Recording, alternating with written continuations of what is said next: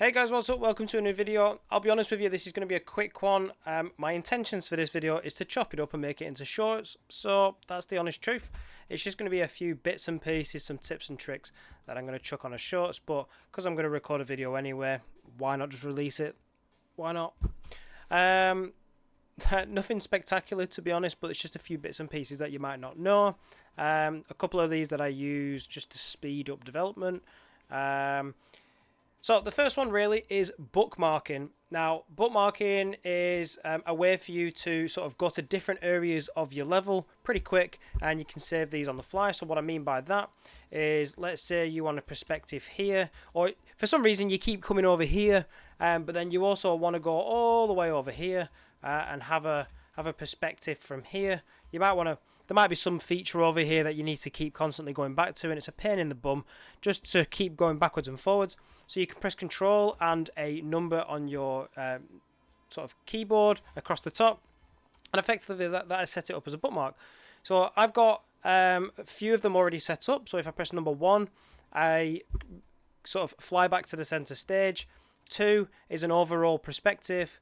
3 was to look at a particular feature at the side. 4 is sort of like an overview, another top-down view, and number 5 is what I've just set up here, giving you an example. So bookmarks are pretty neat. Obviously, you can have 9 of them for as long as you've got keys on your keyboard.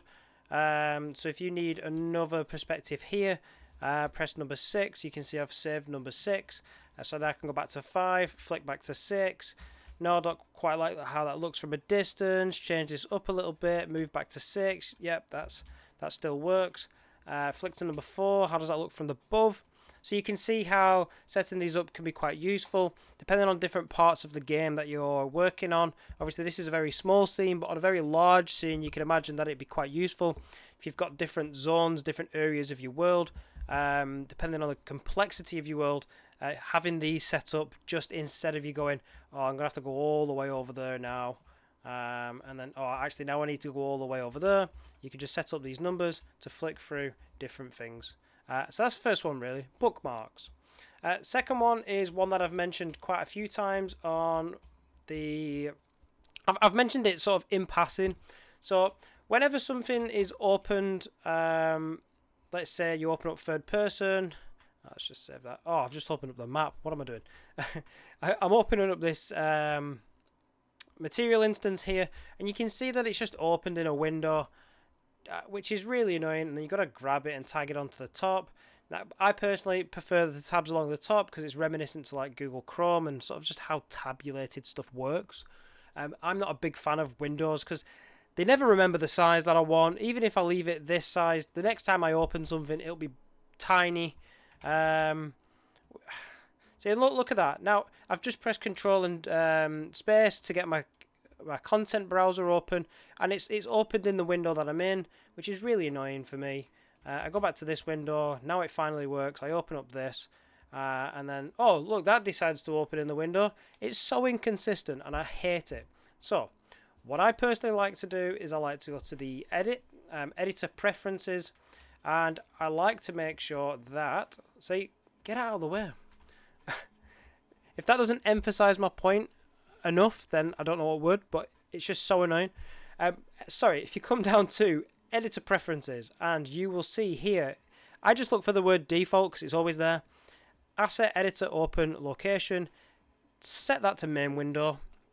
If you set that to main window, I promise you now, every single thing that you open from here on out will open in a new tab at the top. Just when it opens, there you go. And you don't have to worry about floating windows being everywhere because it's just so annoying. It's just so annoying. I expect it to open in a new tab, then I can flick through all the other stuff that I've done previously. Okay, sweet. So another one. Now, obviously, when you're testing a game, this one's a keyboard shortcut. This one's quite a simple one. So when you're testing a game, or if you want to be like, oh, I wonder how this scene looks like in the game, but you know, all these sort of yellow lines and all these gizmos that are just floating around the scene, it doesn't really give me a good vibe for what it actually is going to look like in the game. So if you just hit G on the keyboard, that removes everything. It puts it into what's considered game mode. So this is what you'll see if you was in the game. Then if you hit G one more time, you will get all those gizmos back. Another shortcut as well, actually, while we're here, let me just chuck in a...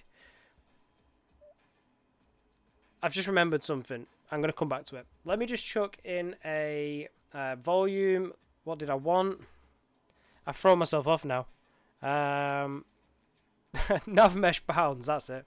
So you chuck in a nav mesh. Oh, there you go. There's another shortcut. So I've just chucked in a nav mesh there, and it was sort of floating in the middle of there.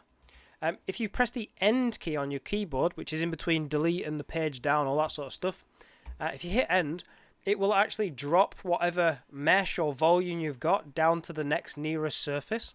So that's a pretty neat one. I wasn't even planning on saying that one, but now you've got it. So another shortcut there, the end key drops your current active thing down to the nearest thing.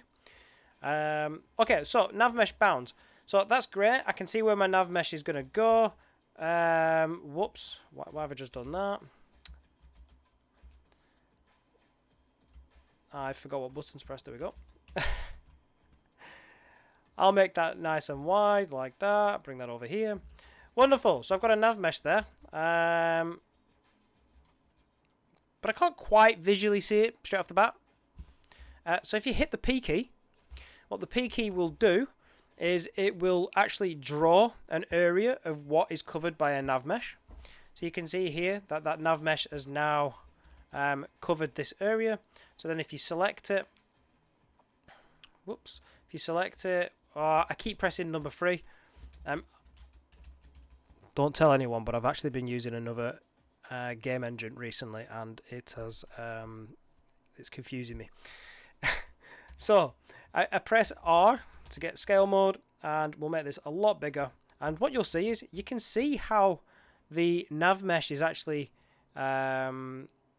conforming to the area that's available to it based on the settings that you've got for a nav mesh. So you can see, like, for example, this ramp here. If I make this taller, it now covers the top, but it doesn't cover these areas which are not actually accessible. So a lot of people probably don't know about the P key. But obviously, if you're doing anything with like AI navigation, it's very useful to know areas where your AI won't be able to reach. For example, if I drag it over here, and for some reason I was expecting the AI to be able to get up here, so there's no join. Like how is the AI going to get from here to up here?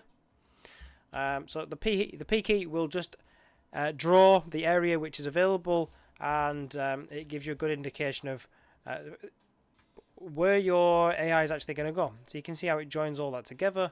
That's all navigatable, so you don't have to worry about is that area accessible, and if it doesn't work, it's probably your logic. So sorry about that, but the P key, get rid of the nav mesh bounds. Right, now I actually noticed something when I was adding that bounds. This is more of a complaint that I'm just going to chuck in there for free for those who are watching. Why isn't there a shortcut key for this menu? Why isn't there a shortcut key? You know, imagine I'm just here and I'm like, you know what, I fancy a cube. Oh, I've got to go all the way over here. Click that, type in cube, and get a cube. Yeah. So if you've ever used Blender, you know, you've got Shift A, then that menu just pops up wherever you are. You can type in cube, press enter, done. You've got a cube. Why isn't that a shortcut key yet? Anyway, so that's my little complaint out of the way for that. The next one is another shortcut, actually. Depending on how you build scenes and I've just muted my mic, and sort of how you create worlds, sometimes the perspective view is not great for it because you've got to like tweak it over here. So for example, this one, for example, if you drag in that, you've got to kind of like come over here, and I want it to be on the edge of that. So I pull that over. Now I can't really tell. I could probably guess using the shadow maybe. So let's come to the side there. Do I just? Oh, where is it? Is that it? Nope, there's still a gap. So what you can do is you could switch to maybe a wire view, potentially, or a top view. Don't know why it flew me over there, but effectively the shortcut key on this is Alt-J, and to get back to perspective, it's Alt-G. So Alt-J is top down, and Alt-G is perspective. Now, Alt-J, really good. And if you want to, you can also press Alt and W. It is not Alt and W. Which one is it now? Alt and 2. It was near W. Alt and 2 gives you wireframe mode, which obviously in this instance can subtly make it a bit easier. So I can see that the line of the ramp is there. I can pull this over. I mean, the top view itself's helping the most there. And if you want to get back, it's Alt 4. And then Alt G, and you're back in perspective. So again, Alt 2, straight into wireframe mode. That looks really cool because of the skybox. You know, that's a cool game, isn't it? And then Alt 4 puts you back into sort of lit. You've also got Alt 3, which is unlit. I think Alt 5, which is detail lighting. What else have you got? Alt 4, and then I think it was, you've got Alt G for perspective, Alt H for front view, Alt J for top, Alt K for left, and that's pretty much it, to be honest. So that's different view modes. I've talked about bookmarks.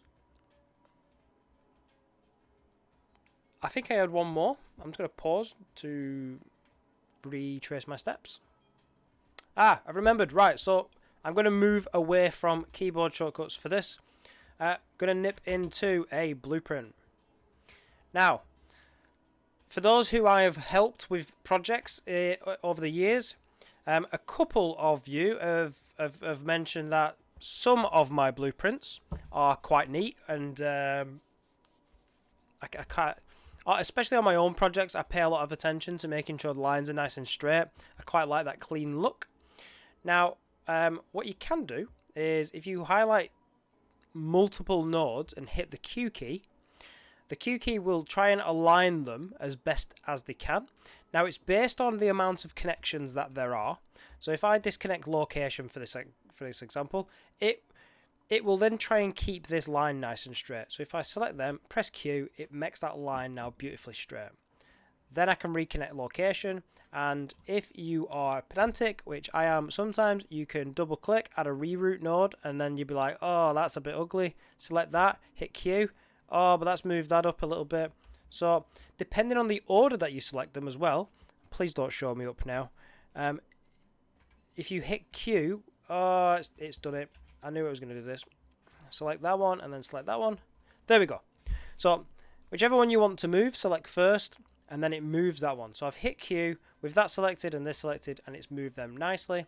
But again, if you select all of them, hit Q, oh, it does keep it like that actually. But if I remove that and put that back, select both, it'll try and balance everything. So if you had something with lots of connections, it wouldn't be quite like that. So these, for example, it's probably going to try and balance them. I don't like that. So I would disconnect those, select that, hit Q, line them up, and then reconnect them. Which that looks clean enough, so that's absolutely fine. Yeah, then there's that. So that was the Q key. Next, we've got some more keyboard shortcuts, but they are blueprint related. So if you hold down certain keys on the keyboard and click, so for example, you want a branch, you type in branch, you get this, you click on it, you drag it over here, you pop this in, and you know, some condition that's blah blah blah. Branches, use them very regularly. There's a hotkey for it. If you hold B and click, you get branches. Similarly, you may also know the C key. You select certain things, press C, and it puts a comment around them. So if you want to group stuff, which then you can color it over on the right hand side. You can also make them more or less transparent and how big you want, and if you zoom out, if you have a bubble comment so you know what it is from a glance, untick that and you won't have that. So that's B and C. There is also sequence node if you hold S. There's a delay node if you hold D. Event begin play if you hold P. And I think there are a couple more, but I don't think they're that useful. Was it G for gate? Nope. N? That's B. M for multi-gate.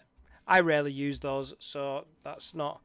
So the main one is S for sequence, D for delay, B for branch, P for event begin play, and C's for comments. And that's pretty much it, to be honest. Some little neat tricks there. Oh yes, and I forgot R for reroute. If you hold R and press click, you get a reroute node.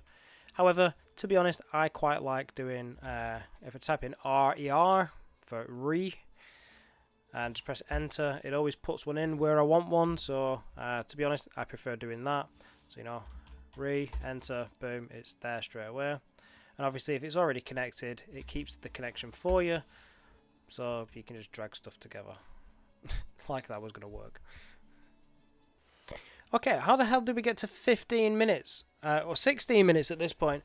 So I have overstayed my welcome. I can hear my children shouting me. So I'm just going to wrap this up with one final one.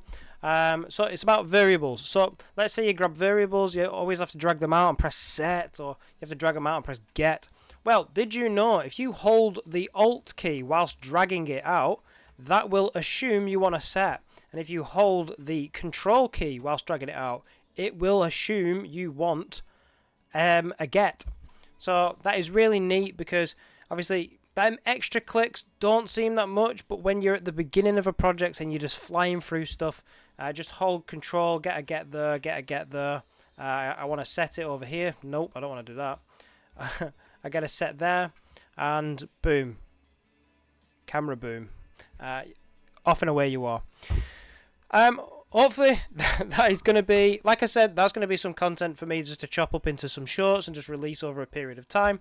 YouTube really wants me to post some shorts, so it's a new favourite thing, so this video's for that. But those who like the long form content, I hope there were some tips in here. Hey, if you've managed to get to this far, 17 minutes in on a tips and tricks video, then hats off to you. If any of these were useful, if there was anything that you didn't know about, please consider giving me a like. I'm going to try and keep on top of videos for a good few months. I can't sort of really guarantee any further than that because I don't know where life will take me. But if you want to see any of those videos, please consider subscribing. That will help the channel out massively. I have reinvested in a microphone. I got basically the same one that I used to have because people used to say the quality was better compared to the one I had before that, which was awful. Anyway, I'm starting to talk rubbish now. If for any chance that you do want to sort of reach out to me, or if you need help with anything separate to this, anything about Unreal, please consider dropping a comment and I'll try and respond to you. If you want to get my more immediate attention, consider joining the Discord group. Loads of us there, and it's I get notifications on my phone a lot quicker on Discord than I do through YouTube, and I can share screenshots with you, which is just easier for helping you out. So link for that is down below, and links to anything else that I do is down below as well. That's it from me. So thank you for watching, and I'll see you in another one. Cheers, bye.